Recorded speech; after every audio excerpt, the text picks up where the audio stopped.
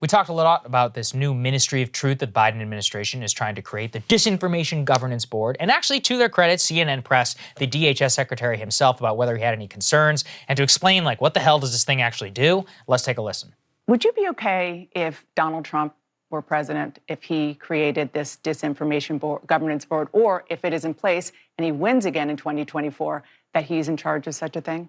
I believe that this working group that gathers together best practices, makes sure that our work is coordinated, consistent with those best practices, that we're safeguarding the right of free speech, that we're safeguarding civil liberties, I think is an extraordinarily important endeavor.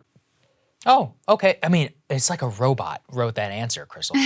We're safeguarding civil liberties. He's lying. You wouldn't be comfortable with it. We are safeguarding civil liberties by establishing a disinformation governance board whose job is to determine what's disinformation and what is not, with a woman who is a provable liar and has pushed disinformation herself, not to mention the many lies that Secretary Mayorkas has. Here's the thing.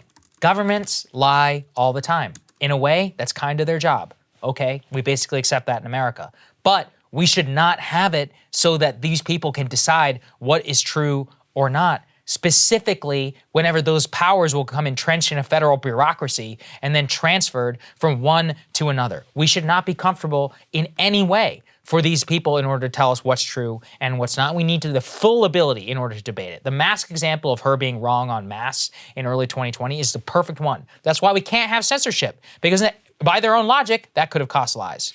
You know, the thing that also was interesting in this clip that happened prior to that moment that we showed you is she's pressing him just on like, okay, what does it actually do? Yeah. And he can't really, you know, he gives this very jargon-laden, buzzword-heavy response. And I was reading, you know, pressed by a member of Congress on this. What he said the board actually does, because this is what makes me so uncomfortable, is like you can't even give an explanation of what this thing actually is in clear language, and understandable language. So that he says the board does not have any operational authority or capability. What it will do is gather together best practices in addressing the threat of disinformation from foreign state adversaries, from the cartels, and disseminate those best practices to the operators that have been executing in addressing this threat for years. I mean, that's basically like, that's just basically like word salad. It doesn't have any specifics about like, what you're actually, what is this, what are their capabilities, what are they focused on, none of that. I have some insight into this because I know how the defense world works, and how it is they gather experts to create best practices, then they use those internally in order to have policy and also distribute it, you know, externally. So for example, the defense government or the defense industrial complex will create like a best practices, here's our strategy, here are the type of weapons we look for, and then they feed that to the government contractors, and the contractor's like, okay, here's the blueprint, and they build off of that. So don't act like it doesn't have. Do with that? Well, that's my point, which is that we know that those best practices are obviously, there are meetings right now between the DHS and the Facebook and Twitter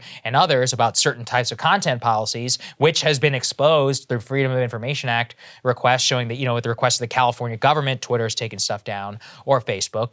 Well, that's exactly what's happening here. So they're going to be like, hey, here are our best practices on COVID, on this. All it comes is during the election, you know? Okay, look, I support mail-in ballots. I know a bunch of MAGA people think that's heresy. But let's say that they say that criticizing mail-in ballots is, you know, disinformation. Okay, well now what? You know, are they gonna slap? Look, I disagree with that. I think you're an idiot if you are against it. But, you know, I think you have a right to say it. That's where things become extra dicey, especially under elections, which the DHS election security is directly under their purview. So that's a perfect example. Yeah. Very good example. All right, guys, thank you very much for watching. We'll have more for you later. Cable news is ripping us apart, dividing the country, making it impossible to function as a society, and making it impossible to know just what is true and what is false. But the good news is they are failing and they know it.